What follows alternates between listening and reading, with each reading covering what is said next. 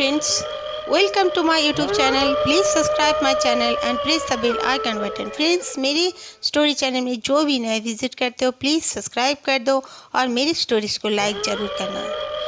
आशा करती हूँ, गॉड से प्रे करती हूँ कि मेरे जितने भी लिसनर्स हैं जहाँ भी हों खुश रहें। जय श्री राम। आज की जो स्टोरी सेंडर है इनका नाम है उर्मी फ्रॉम बेंगलोर। उर्मी अपने नानी का गांव का एक स्टोरी हम ऐसा शेयर कर रहे हैं। उर्मी के नानी का जिस गांव में मतलब वो छोटे बचपन में रहती थी, उस गांव में ज़्यादा आबादी नहीं थी, थोड़ी बहुत आबादी थी और फिर काफ़ी जंगल पार करके उनको दूसरे गांव में जाना होता था। उनका गांव काफ़ी जंगल के अंदर था। वो पहले आसाम में रहा करती थी, उनकी नानी का घर जो है। तो एक बार की बात है, वो लोग सब अपने पापा के साथ उनके नानी दूसरे गांव गई हुई थी, क्योंकि उनका जो गांव दूसरे गांव में उनका बिल्कुल बुआ के फैमिलीज वहाँ रहा करते थे। तो उनकी नानी चली गई थी अपने पापा के साथ। आते आते उनको काफ़ी देर हो चुकी थी। देर होने की वजह से उनको घर पर तो बुआ ने बहुत रोका, लेकिन वो उनके पापा बोले नहीं, मैं नहीं रुक सकता, मुझे जाना पड़ेगा। उनके पापा जो थे वो गांव के गवर्नमेंट स्कूल में टीचर हुआ करते थे। तो नानी अपने पापा के साथ आने लगी। ऐसा कुछ ट्रांसपोर्ट भी नहीं था कि कोई बस या टैक्सी, ऑटो रिक्शा, ऐसे कुछ भी नहीं था कि उनको गांव में उससे आ जाए। वो पैदल ही आना जाना कर रहे थे। उनके पापा के पास एक साइकिल होता था, लेकिन वो जंगल रास्ते में साइकिलिंग करके आना मुश्किल था, क्योंकि रास्ता बिल्कुल पथरीली थी और काफ़ी पेड़ थे। इसलिए उनके पापा ने साइकिल को पकड़ के बस वो आ रहे थे और उनकी नानी उनके साथ साथ चलती हुई आ रही थी।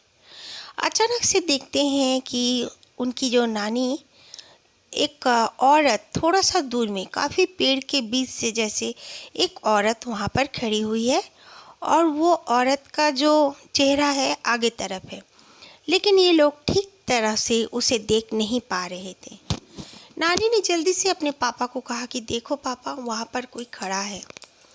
उसके पापा ने कहा चिंता मत करो, तुम मेरे साथ हो और डरो मत। और उनके नानी जो थी वो उस जंगल के बारे में काफ़ी ऐसी स्टोरी भी सुन चुकी थी जो कि बहुत डर लगता था। सब कहते थे कि वहाँ पर कोई डाकिनी रहती है जो कि इंसानों को दिखाई पड़ती है तो वो ज़रूर मर जाता है। तो नानी काफ़ी डरती थी और वो तब 13 साल की हो चुकी थी। उनको दिमाग भी था इतना कि वही डाकिनी ही होगी, वरना इतने रात के अंधेरे में गांव की कोई औरत अकेले जंगल तो आएगी नहीं, ऐसे में भी दिन में भी नहीं आती हैं। नानी के पापा ने कहा तुम बिल्कुल मत डरो, तुम बस मेरे साथ चलो। और उनके पापा ने ज़ोर ज़ोर से बजरंगबली का चालीसा पढ़ने लगे और जय मातारा करते रहे। और नानी भी, उनको बजरंगबली का चालीसा ठीक से नहीं आता था, तो वो जय मातारा करते हुए आगे बढ़ रही थी। वो लोग जब उस जगह को क्रॉस कर रहे थे, वो जो थी डाकिनी वो वहीं पे खड़ी हुई थी। उसका कद काफ़ी लंबा था और उसके कपड़े बिल्कुल भी सही नहीं थे। वो ना साड़ी पहनी थी ना कुछ ऐसा कपड़ा पहने थी। उसे तो लग रहा था उसके एक जो गाउन होता है वो फटा फूटा एक गाउन पहनी हुई थी, और उसका जो चेहरा था वो बहुत ही भयानक था।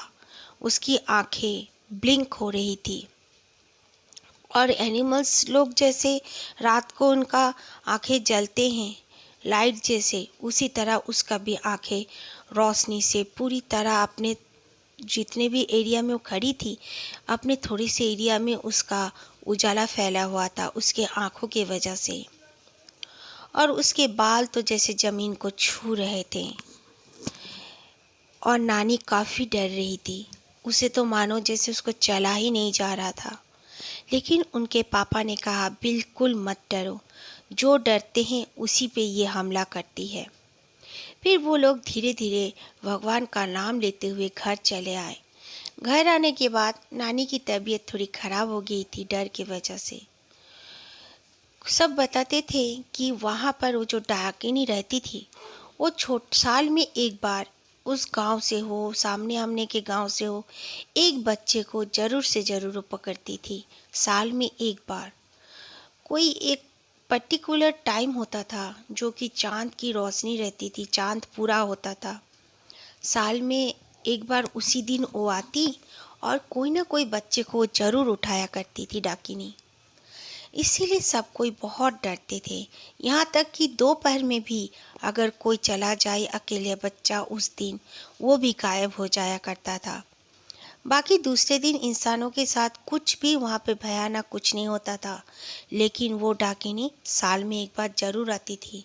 और यहाँ तक कि अगर उसको ज़रूरत होता था कि कोई बच्चा उसे पकड़ना है, नहीं पकड़ पाती थी, तो कॉन्टिन्यू सबका दरवाज़ा भी बजाया करती थी। लेकिन सबको पता था कि वो डाकिनी का टाइम है, वो डाकिनी आई है, इसलिए कोई अपना दरवाज़ा नहीं खोलता था। सब कोई चुपचाप अपना भगवान को याद करके घर पे ही लेटे रहते थे। Okay, thank you friends. अगर आप लोगों को मेरी स्टोरी अच्छी लगी तो अपना भी कोई ना कोई स्टोरी मेरे साथ शेयर करें।